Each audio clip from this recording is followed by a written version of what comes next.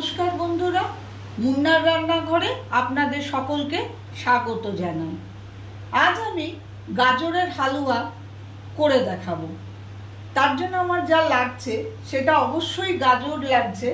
আমি এখানে মোটামুটি 250 গ্রাম মতো গাজর নিয়েছি, নিয়ে একদম ছোট করে কুচি করে কেটে নিয়েছি। আর যেটা লাগবে আমার সেটা হচ্ছে কয়েকটা এলাচকে আমি এরকম ভেঙে রেখেছি, গোটা 6 এলাচ আছে এর মধ্যে।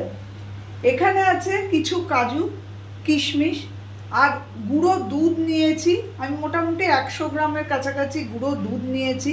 চিনি আছে, আর 1 লিটার দুধ আমি নিয়েছি, যেটা আমি এদিকে ওভেনে গরম করতে ফুটতে দিয়েছি।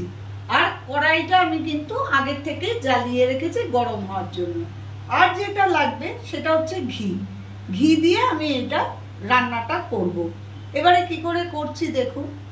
আমি ঘিটা প্রথমে বেশ খানিকটা ঘি, একটু বেশি করেই ঘি দেবো। আমি এর মধ্যে ঘিটা দিয়ে দিলাম।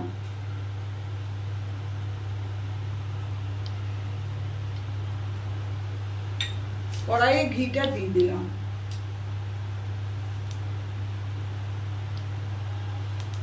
কড়াইটা আগের থেকেই গরম হয়েছিল। আমি এবার এই ছোট করে কাটা গাজরটা ঘিয়ের মধ্যে দিয়ে দিচ্ছি।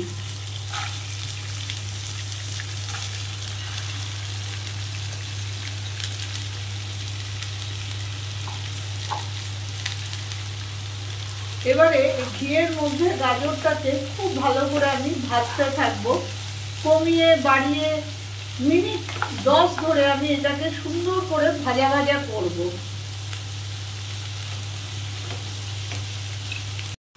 দেখুন আমি মোটামুটি মিনিট 10 ধরে এইভাবে বাড়িয়ে কমিয়ে ঢাকা দিয়ে সুন্দর করে গাজরটাকে ভেজে নিয়েছি ঘিয়ের মধ্যে। আর এইদিকে আমি দুধটাকে ফুটতে দিয়েছিলাম, দুধটা আপাতত আমি বন্ধ করে দিয়েছি। এবারে আমি যেটা করে রেখেছি সেটা হচ্ছে ওই গুঁড়ো দুধটাকে ওই লিকুইড দুধ দিয়ে আমি গুলে রেখেছি। বেশি দুধ দিইনি, অল্প দুধ দিয়ে মোটা করে এটা গুলে রেখেছি। এবারে আমি যেটা করব, গাজরটা আমার সুন্দর ভাজা ভাজা হয়ে গেছে, আমি বেশ ভালো করে ভেজে নিয়েছি। এবারে তো এটা এই দুধ দেবো আর এটাকে সেদ্ধ করব।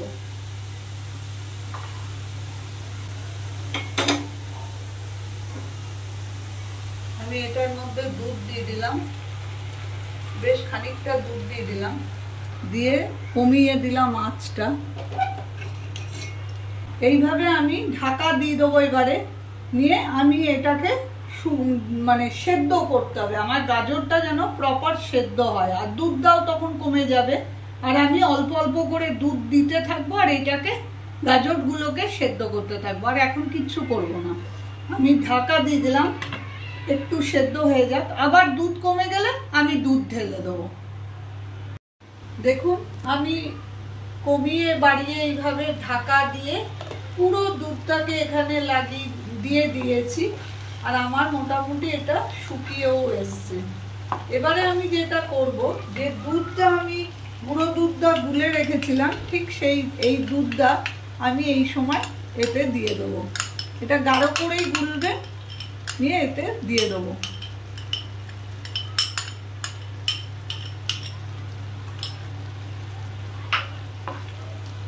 গাজরের হালুয়ায় যত আপনি দুধ দেবেন তত জিনিসটা খেতে ভালো হবে। দুধের পরিমাণটা একটু বেশি লাগে। এবারে আমি এর মধ্যে চিনিটাও দিয়ে দেবো। চিনিটা একটু মেপে দেবেন, মুখে টেস্ট করে নেবেন, টেস্ট করে তারপরে চিনিটা দেবেন। চিনিটা ঠিক মাপ যতটা আপনি পরিমাণ করবেন তার উপরেই।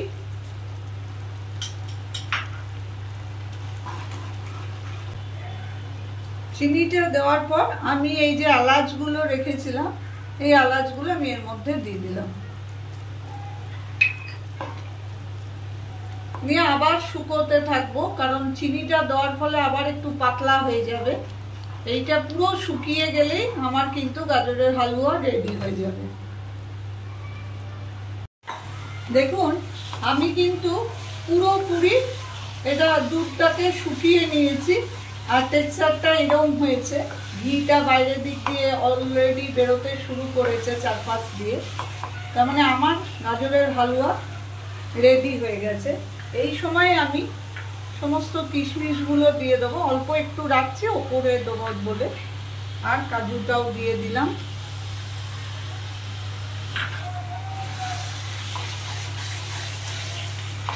এইভাবে গাজরের হালুয়া একবার করে দেখবেন। গাজরটা এই যে কুচি করাতে প্রচণ্ড ভালো খেতে হয়। এই গাজরটা একটু মুখে পড়ে, আর দুধটা তো থাকেই, একটু বেশি করে দুধ দিয়ে এইভাবে আমি এভাবে করলাম, এইভাবে গাজরের হালুয়া করে দেখবেন, খুব ভালো খেতে হয়। আমি বন্ধ করে দিলাম, ঢাকা দিয়ে একটু রাখছি, তারপরে আপনাদের পরিবেশন করে দেখাবো। তৈরি হয়ে গেল আমার গাজরের হালুয়া। খুব ভালো খেতে হয়। প্লিজ আমার মতো করে একবার এইরকমভাবে গাজরের হালুয়া করে দেখুন, আশা করি আপনাদেরও খুবই ভালো লাগবে। যদি আমার রেসিপিটা আপনাদের পছন্দ হয়ে থাকে তো প্লিজ লাইক করবেন, শেয়ার করবেন এবং আমার চ্যানেলটাকে সাবস্ক্রাইব করবেন। আমি উপস্থিত হব আবার অন্য কোনো দিন অন্য কোনো নতুন রেসিপি নিয়ে।